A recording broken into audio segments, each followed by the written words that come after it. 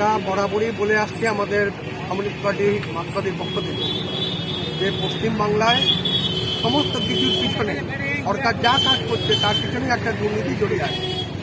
দুর্নীতি হবে না এমন কোনো কাজ এই সরকার করছে না।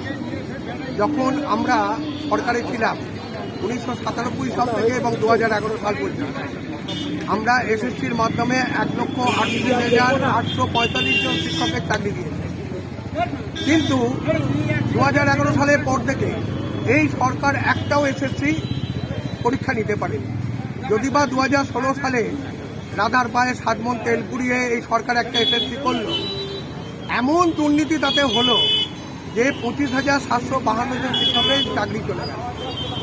আমরা বারবার বলেছিলাম সরকারের কাছে যে যারা যোগ্য প্রার্থী, যারা পরীক্ষা দিয়ে পাস করে চাকরি পেয়েছে তাদের যাতে চাকরি বহাল থাকে, এবং যারা অযোগ্য প্রার্থী, যারা পয়সা দিয়ে, টাকা দিয়ে, ঘুষ দিয়ে চাকরি নিয়েছে তাদের চাকরি বাতিল। কিন্তু এই রাজ্যের সরকার কোর্টে যখন কেস হয়েছে, সেই কলকাতা হাইকোর্ট এবং সুপ্রিম কোর্ট বারংবার সময় দেওয়ার পরও এই সরকার হলফনামা দিয়ে জানাতে পারেনি কতজন অবৈধ এবং কতজন বৈধ। এরা দুধ আর জলকে এমনভাবে মিশিয়েছে যে এদের পক্ষে কোনো মতেই এটাকে আলাদা করা সম্ভব হচ্ছে না। তার কারণ হচ্ছে যে এর পেছনে ব্যাপক টাকার খেলা আছে। সিবিআই তদন্ত করে কোর্টকে রিপোর্ট দিয়েছে শুধুমাত্র এই শিক্ষা এবং শিক্ষাকর্মী এসএসসির এই 25,752 জনকে চাকরি দেওয়ার জন্য তৃণমূলের নেতা মন্ত্রীরা 1100 কোটি টাকা তুলেছে। সে সংখ্যাটা আরও বেশি হতে পারে। তাহলে এই যে ব্যাপক দুর্নীতি, এই ব্যাপক দুর্নীতিতে যারা সত্যি যোগ্য প্রার্থী, অযোগ্য প্রার্থীদের চাকরিতে ঢুকিয়ে যোগ্য প্রার্থীদের এই যে বঞ্চিত করা, তাদের চাকরি থেকে বরখাস্ত হয়ে যাওয়া, এর বিরুদ্ধে আমরা পার্টিগতভাবে সর্বোচ্চ বলছি যে সুপ্রিম কোর্টে এত কথা বলতে হবে না। রাজ্যের মুখ্যমন্ত্রী একবার বিকাশ ভট্টাচার্যকে গালাগাল করছেন, একবার সুপ্রিম কোর্টকে বলছেন আমি এই বিচার মানি না, হাইকোর্টকে বলছেন ওটা সিপিএমের লোক।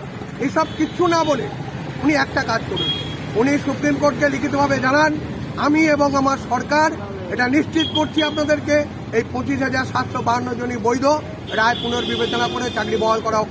দেখি ওনার বুকের পাটা কত আছে। উনি কেন লিখিত দিচ্ছেন না এটা? আমরা তো বারবার ওনার কাছে বলছি যে আপনি লিখিত জানান।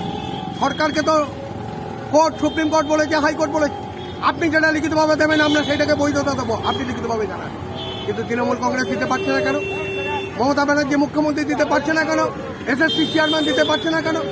এত লোকের কাছ থেকে বেআইনি চাকরির টাকা নিয়েছে, যাদেরকে অযোগ্য বলে বিবেচিত করবে তারা সকলেই তৃণমূলের লোক। তৃণমূলের পিঠের চামড়া তুলে নেবে। এলাকার নেতা মন্ত্রীরা থাকতে পারবে না তৃণমূলে। তাই আজকে যোগ্য অযোগ্যদের বাছাই না করে শুধুমাত্র যোগ্য প্রার্থীদের চাকরি থেকে বঞ্চিত করা হচ্ছে। আর সেই বঞ্চনার বিরুদ্ধে যখন যোগ্য প্রার্থীরা তারা ডিআইয়ের কাছে ডেপুটেশন দিতে যাচ্ছে, নির্বিচারে পুলিশ তাদের লাঠিপেটা করছে। এবং কি পশ্চিমবাংলা, গোটা ভারতবর্ষ দেখলো যে একজন শিক্ষকের গায়ে একজন পুলিশ কর্মী লাঠি মারছে। শিক্ষক, তারা সমাজ গড়ার কারিগর, আমরা তাদের গুরু বলে মানি, তার গায়ে পুলিশ লাঠি মারছে। ওই পুলিশ কর্মী লেখাপড়া শিখে আসেনি, তার ছেলেমেয়ে লেখাপড়া করে না। পুলিশের এই বর্বর আক্রমণ এবং সরকারের মদত, এর বিরুদ্ধে আজকের আমাদের মিছিল, সর্বত্র ধিক্কার মিছিল চলছে। আমরা এই সরকারকে জানাই ধিক্কার জানাই। অসভ্য বর্বর সরকারকে তার মুখ্যমন্ত্রীকে অবলম্বনে পদত্যাগ করতে হবে, এবং এই পুলিশ কর্মী যিনি এই অসভ্যতা করেছেন, শিক্ষকের গায়ে লাঠি মেরেছেন, তাকে গ্রেপ্তার করতে হবে, চাকরি থেকে বরখাস্ত করতে হবে। এটাই